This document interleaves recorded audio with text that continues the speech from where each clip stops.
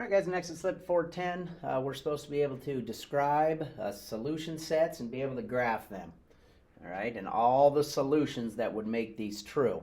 So again, by saying them, we can kind of describe them. So I know this is A is less than 7. So A, remember, can represent any number. So I could simply write any number less than 7.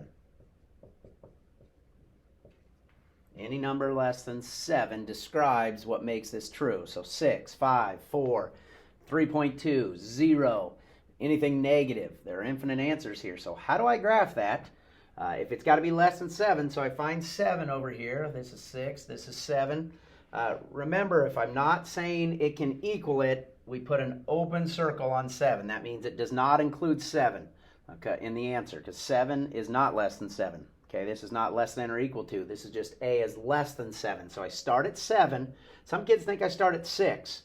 But if you do that, it gets rid of all these decimals and fractions that are in here. So you have to start at 7. To get any number less than 7, I then take an arrow that way. Anything less than 7 and put an arrow on it, because that means forever. Any number that way on the number line makes this true.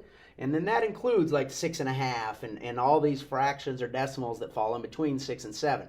So you can't jump down to 6. I see a lot of kids do that. You have to put a circle on the 7 itself, and anything less than that makes this true. So infinite answers, I've now graphed them with the arrow.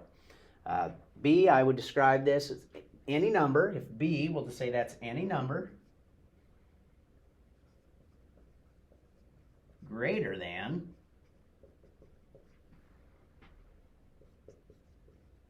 -2.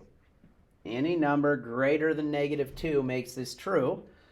So I know this is -1 here, this is -2, because that's -3, -4, -5. So I start at -2, and again, the answer can't equal -2. It's got to be greater than. So I start with an open circle on -2, and any number greater than that, I have to go this way on the number line, and I can make an arrow saying any number that goes that way makes this true. And again, there are infinite answers that would make this true. So that's why we call it a solution set, because there's a set of numbers. It's not just one, okay? So a lot of answers that make these true.